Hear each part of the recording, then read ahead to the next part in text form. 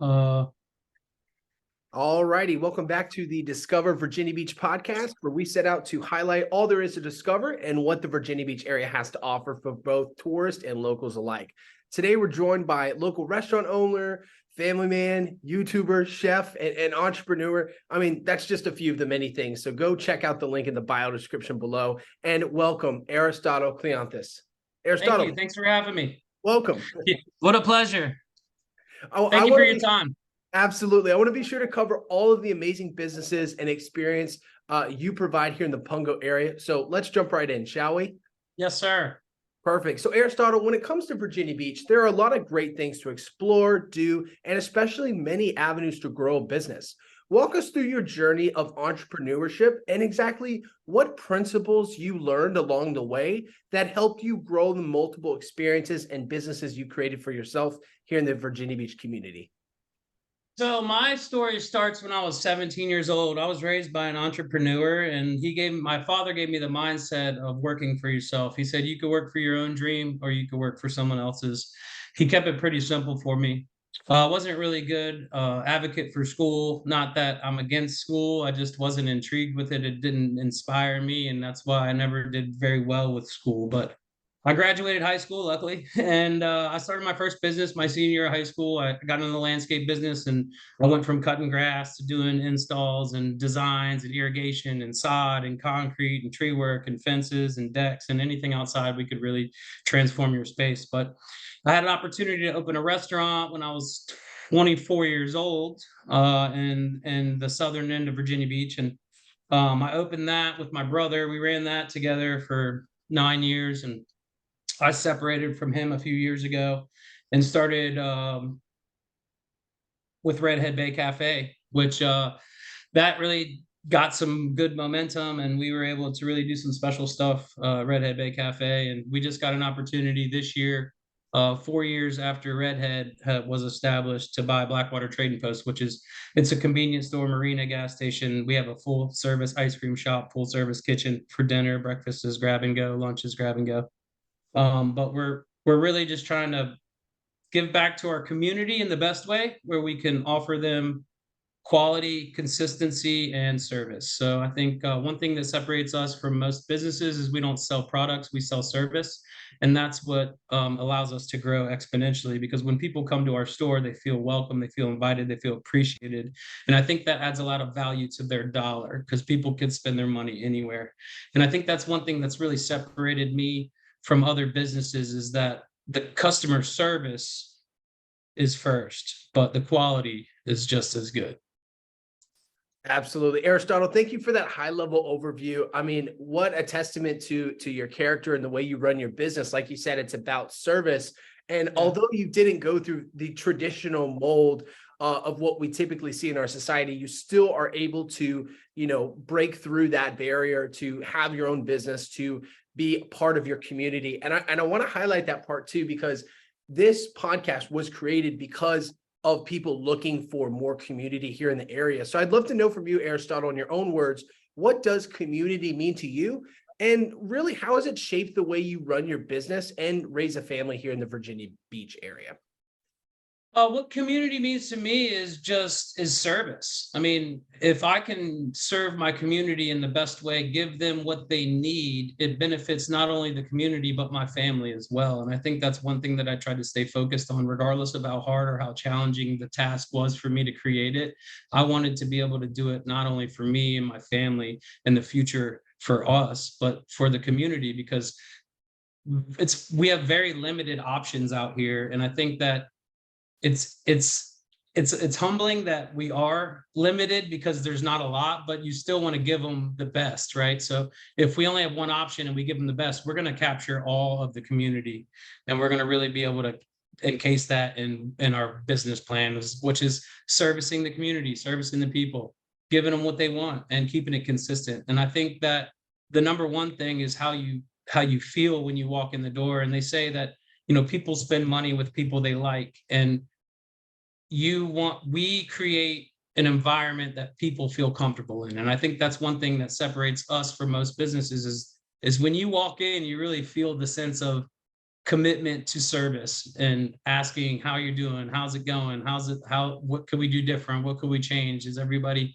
performing on their level. And one thing that I've been able to do with me is separate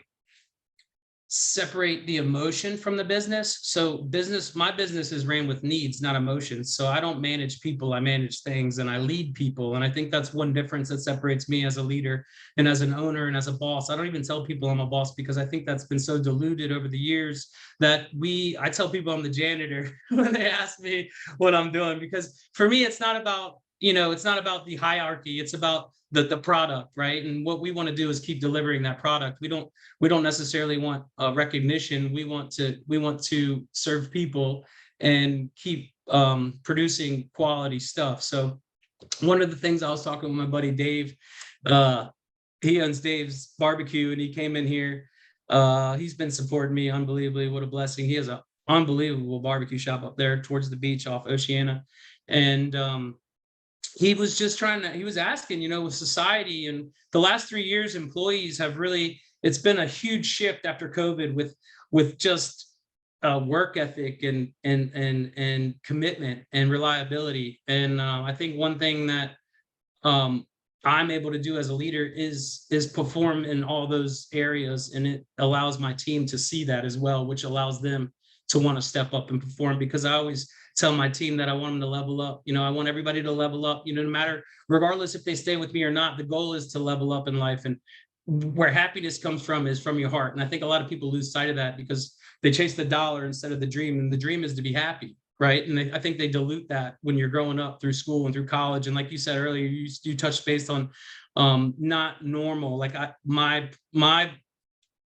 I didn't do it the right way, right? Because they don't teach you that way in society anymore. They want to plug you into the system, and they want to steal the American dream.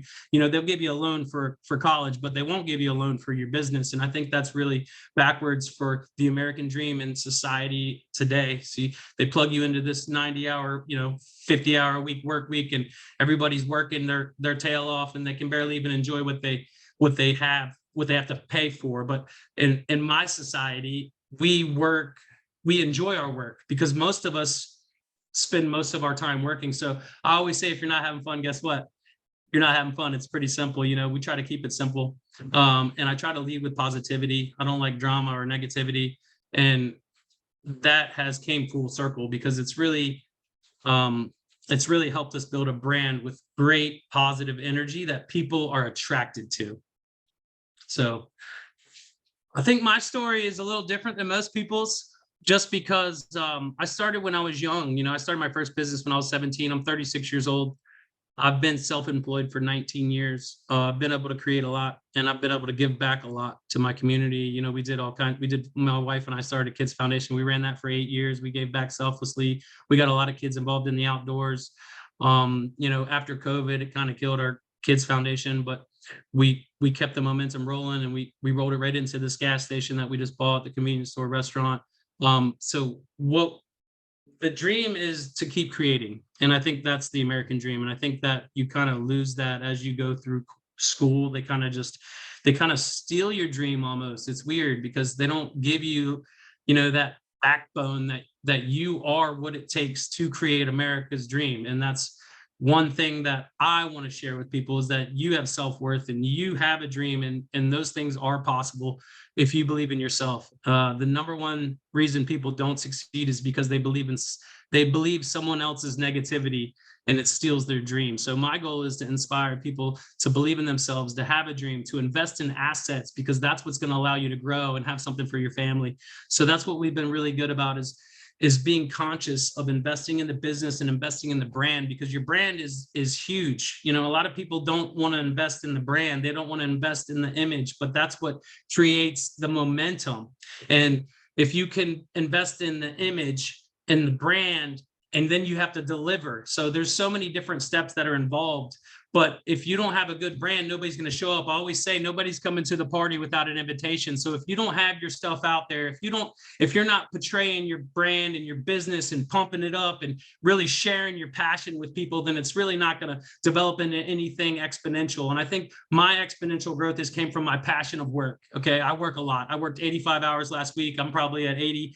80 hours last week, 85 the week before. That's just because we're getting open a new business. Now, it's the sacrifice that allows me to invest in the team to be able to get time. So if I can implement systems and I can create these processes that people can stand by and take on themselves, then I can delegate my task. The number one way to grow is to be able to delegate your responsibilities every year so you can take on more responsibilities. And I think that's one thing people are scared of. They're scared of giving up the freedom of the books or the inventory or the ordering or whatever it may be in your business that you really streamline on now. You can oversee it and make sure that it's getting done correctly. But if you're not delegating the task out, then you're not growing. You're not allowing yourself to grow because you're taking on too much workload. And I think that's one thing that I've been good about, is being conscious of that, giving people opportunities, whether it works or not. That's okay, because you never know if you don't give them an opportunity. I think that's one thing my success has come from, is that I've been able to create a lot of opportunities for people, and I've been able to trust and invest in them, regardless if it worked out or not. It was still part of the process of growth. Wow. What a lot of great insight and truly some very interesting ideas here. Aristotle, I definitely want to unpack some of these things, because there are people in this audience that are in different stages of life, and I definitely want to highlight those and unpack some things with you. So you touched on this idea, and I'm you kind of slammed through my next question, which is great. But I'm still gonna preface it with, I want to figure out for our audience members who are in seasons of transition, how to go about making those transitions happen. I've had a lot of people I work with in the real estate sector thinking about starting a business, thinking about relocating, or just thinking about retiring. And it seems like the common theme with all those people is figuring out what their dream is that they're looking to obtain. And you hit the nail right on the head, but I'll still ask you again, what do you think are some of the one or two most essential things, most essential characteristics that are required for transition, but also with the caveat for the people that may be discouraged, or maybe, just tired, or just maybe not having that aspirational spirit anymore or yet?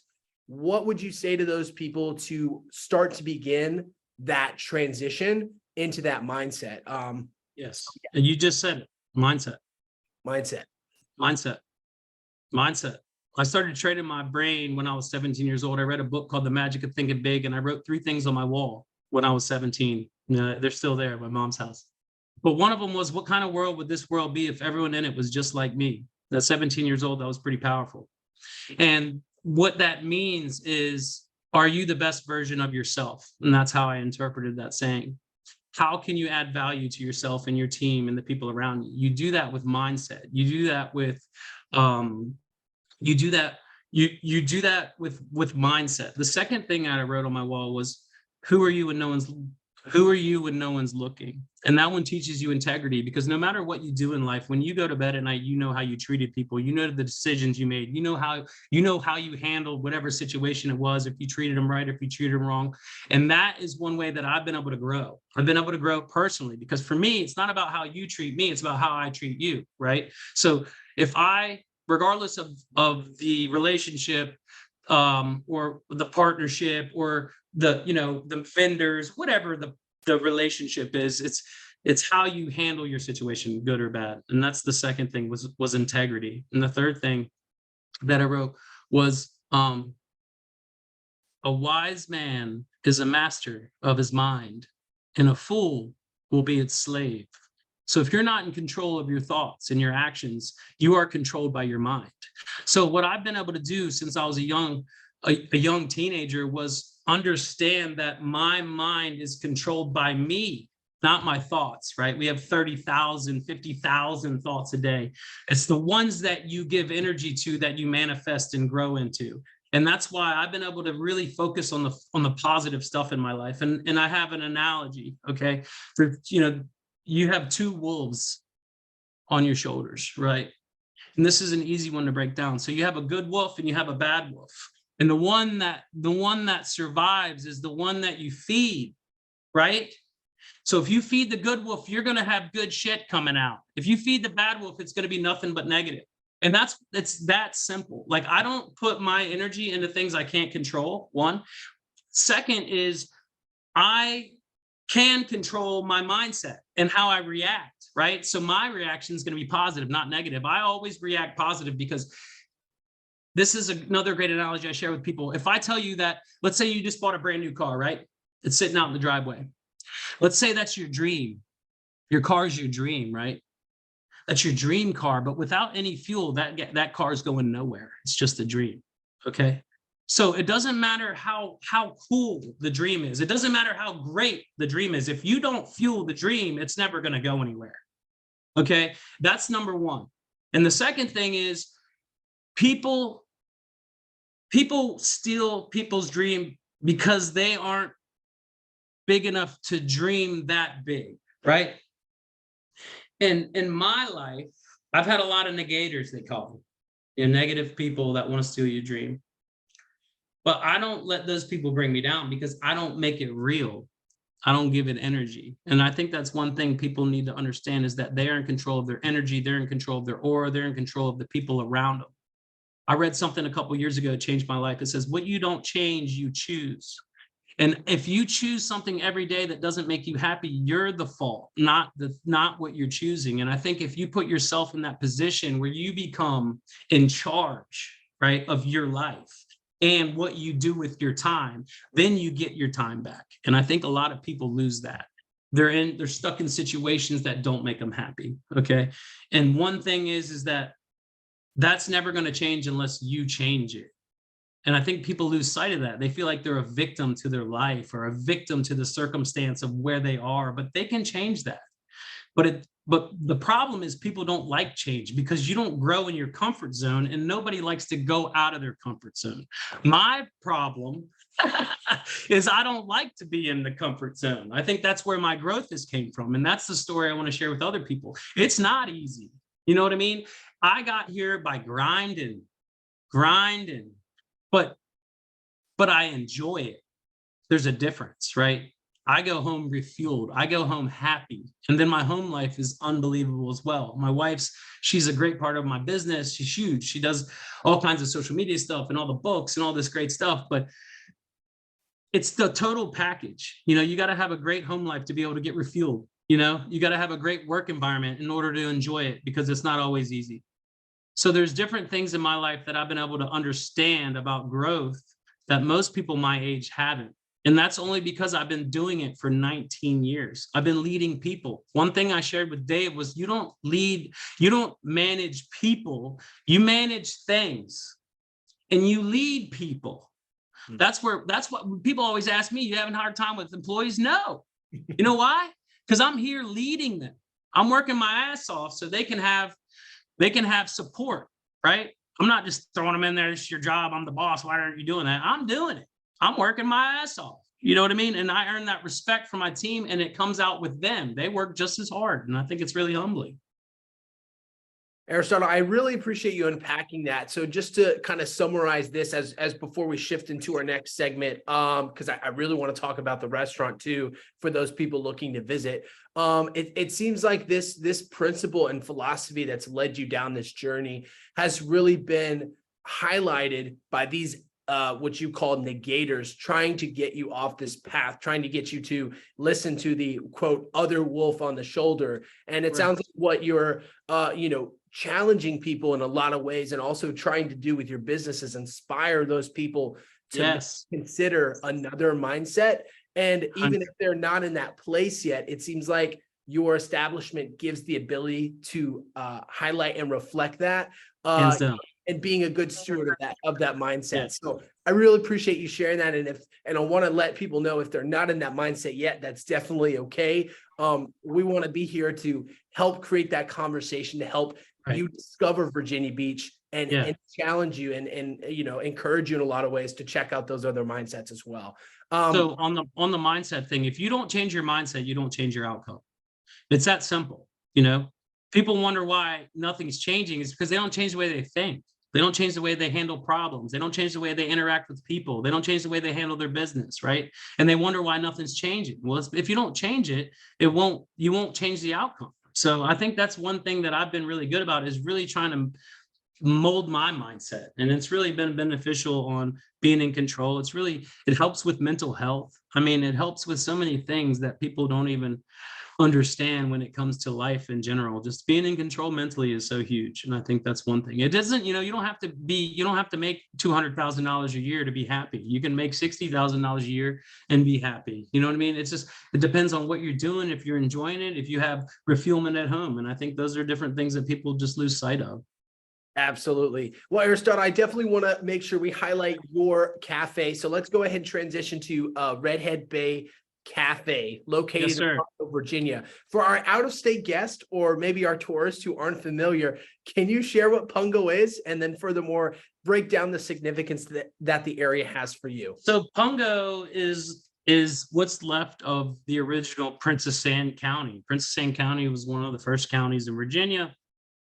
And we are on the southern end of Virginia Beach, which is a very rural area. We have lots of farmland, lots of crops, lots of horse stables. We have like a huge number of horses in Virginia Beach, which is crazy to think about. It's like 100,000 horses or something crazy.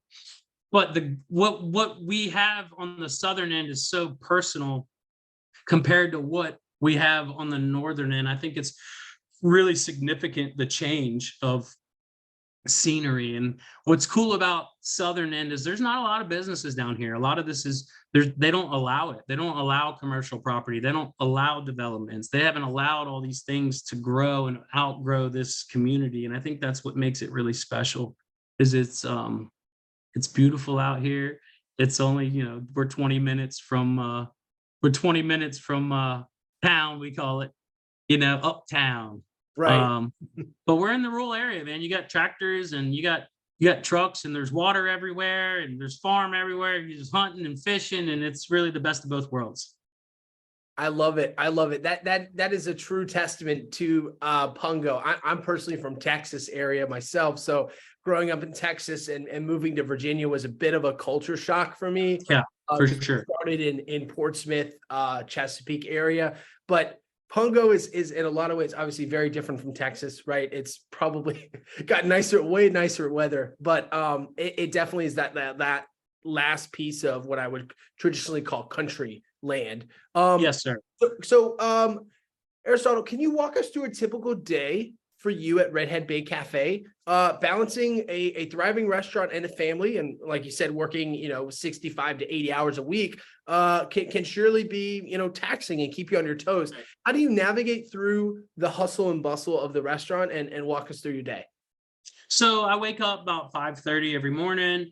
My team, some of my team, like the gas station gets open. We have them here at 5:15. So I have a nice system set up, and I think systems are the most important part of delegating tasks. We talked about that earlier. So I give people opportunities to give them a little more responsibility, a little more money, and it allows me to free up a little bit of my time to where I can manage and not necessarily fill a position. So my goal is to not fill positions, but be there for support. And I think that's one thing most people lose sight of, is you still need to be there for support. But if you're not delegating, if you're filling a position, you can't lead. I think that's one thing that I've been very conscious of. The best part of my schedule is my family's highly involved. My son and my wife are, they're in the businesses daily. They're a big part of it. So I don't not see my family working as much as I do. It's humbling that they're a huge part of it, because we're doing this as a family. We're doing this together. And I think that's where our growth comes from, because it really refuels us to be able to invest in each other and invest in the business and invest in the assets and invest in the community. And that's where the happiness comes from for me. So it refuels me. And I think that's one thing, I always tell people, it doesn't matter how many things you have going on in your life. If you're putting all your energy in all these cups, right? All these different things, the cups are the job, the business, the house, the family, the vacation, whatever, all these cups. If none of those cups are filling you back up, they're just draining you, right? You can have a couple of cups that don't fill you, as long as it's something that you're investing in. But in life, you have to have things that refuel you back. And I think what refuels me is investing in my community and giving back selflessly, and just all the people just humbling it's humbling that when they come to you and they say, man, I'm just so proud that you have this. We're fortunate that to have you in our community, to be a part of it is it's a huge part of this southern end is what we're creating and what we're investing in, what we're giving back. We're giving them what they want. We're giving them quality. We're giving them consistency. We're giving them service. And I think that's where we've separated ourselves, because out here, you don't have to do that. This is the only store, but guess what? If I do that, those people are going to pass every other store coming home so they can see that smiling face, so they can be greeted with kindness. And that's what separates us from most other businesses. Wonderful. Aristotle, I appreciate you breaking that down and kind of highlighting what the dynamic looks like. And I know you kind of breezed on this during the first part of the segment, but I want to kind of circle back around here. Are there any principles from your work that you found translate well when it comes to growing a family, raising a family? There are a lot of stark similarities between growing a business and raising a family. What are some of the principles you use during that transition? I always say, don't give the rest of your life. Give them the best of your life, right? I say that often because I speak that about my family. Like, I'm not going to give them the rest of what I have. I'm going to give them the best of what I have, regardless of how much I work, regardless of how much I invest in myself and my team and my family and my business. I want to make sure that I'm not counting that out, because that's what refuels me. If you don't have your family, what are you working for? If you're not happy, what are you working for? Right? And a lot of people lose sight of that. I'm not working for money. I'm working to build something that makes me proud. And I think people lose sight of that, because I don't care about the money. I don't care about the paycheck. I care about creating and developing and overcoming and becoming. And I think that's where the passion comes from, is it's refueling me. So I'm going to be able to refuel the people around me. And I think that's one thing that I've been really good about, is being positive and being inspirational, because I have a dream and I want to share that dream with you. And I think if you have a dream, share it with us. We want to follow you. We want to support you. We want to invest in you. We want you to dream big too, because the goal is to believe in yourself, have a dream. That's the American way. That it's almost dead now. They almost make it seem like it's impossible. Like I said earlier, they'll give you a loan for college for $100,000, but they won't give you a $20,000 loan to start your own business. And I think that's backwards. That isn't the American dream. And I think we've lost sight of that. You know what I mean? And in all actuality, is if people really focus on themselves and find something that makes them happy, that's where you find success. You find success in your heart.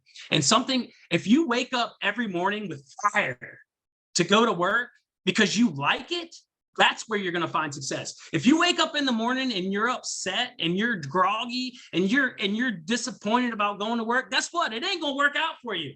You know what I mean?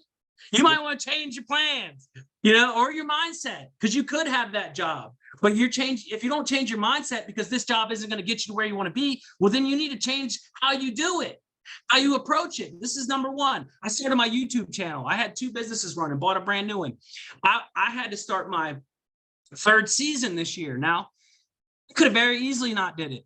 I'm so damn busy, but guess what? I didn't sacrifice what I want to do for the stuff I'm already doing.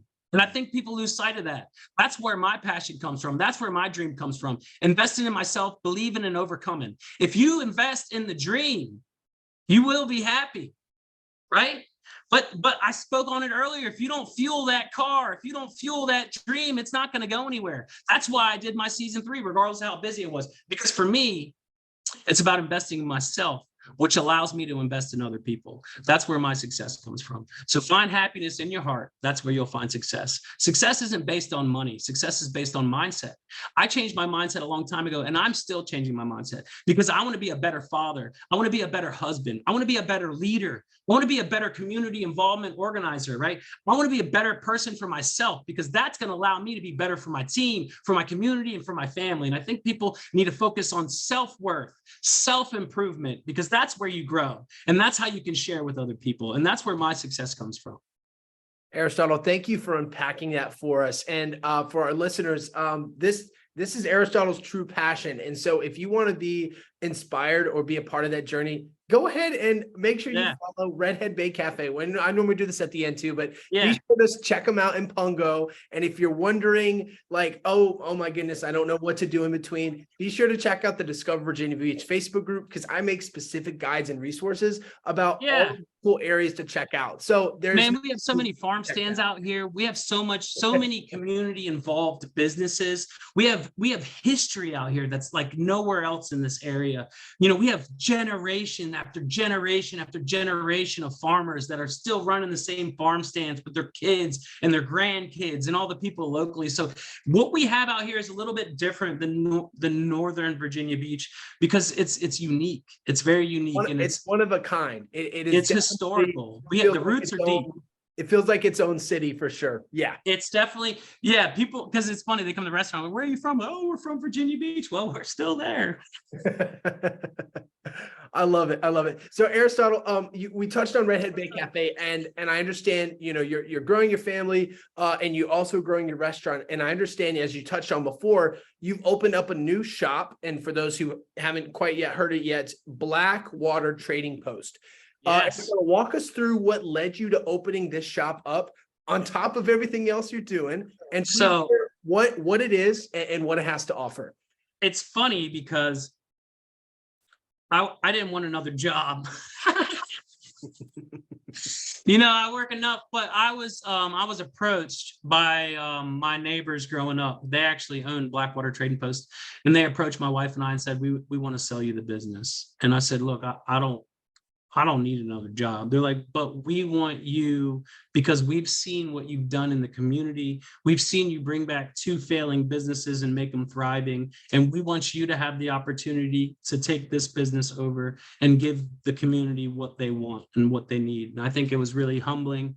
It really made me feel super blessed about just the grind, because sometimes you don't see the outcome. Sometimes you don't see where you're going. And sometimes you don't see the work that's put in as rewarding. And, you know, this is just a testament of believing in yourself and having a dream. That's the only reason I got this opportunity, because I stayed true to who I am, and I stayed true to giving back selflessly, and I stayed true to my commitment to the people and the business and the product.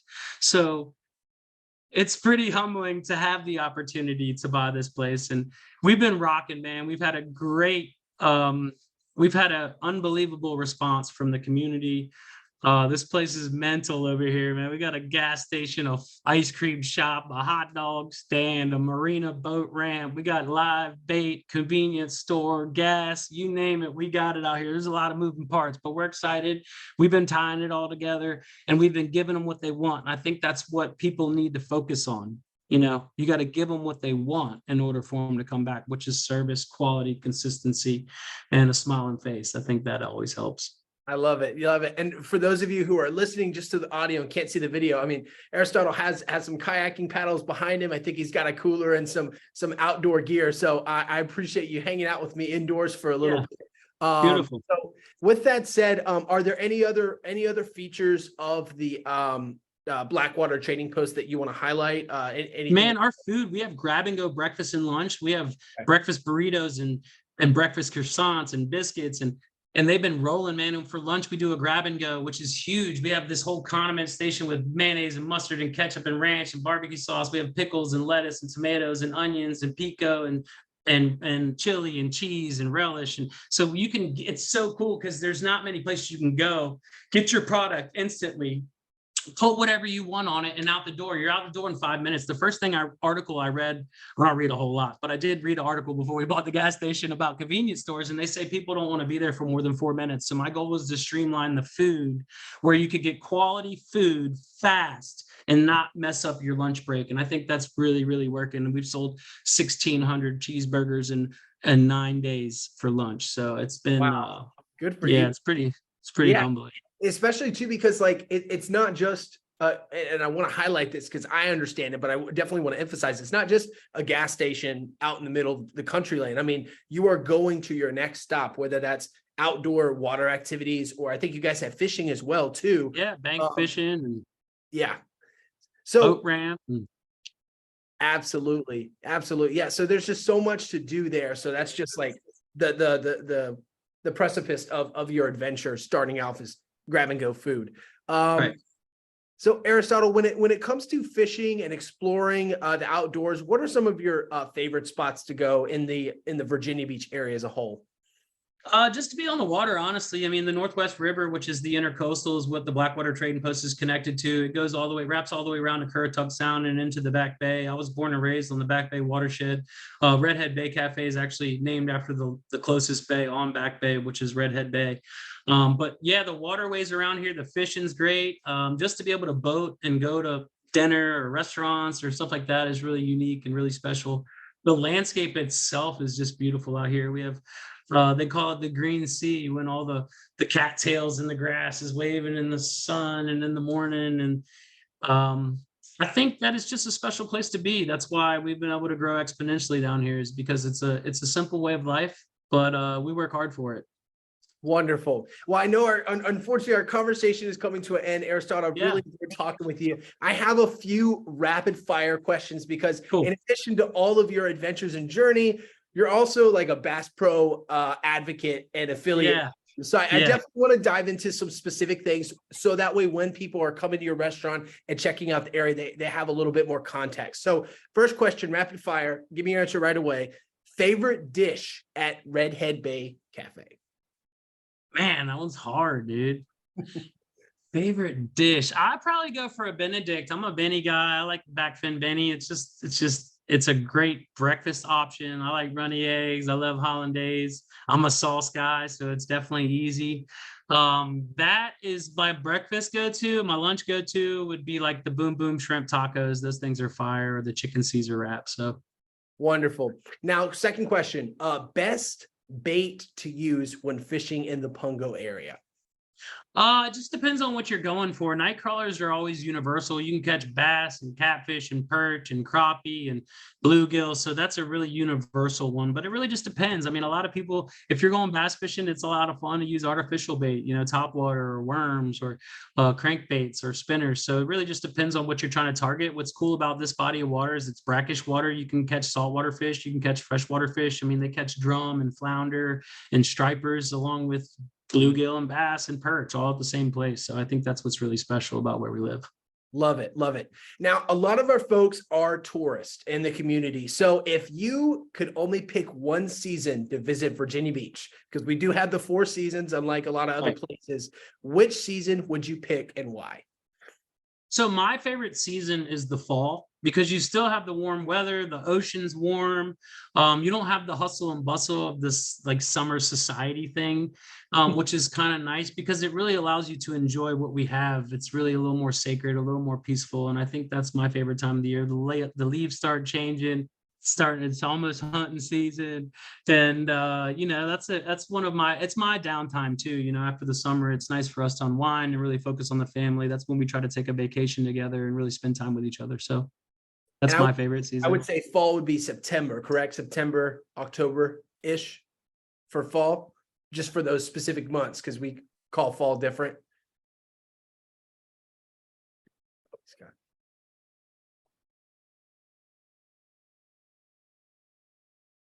You there?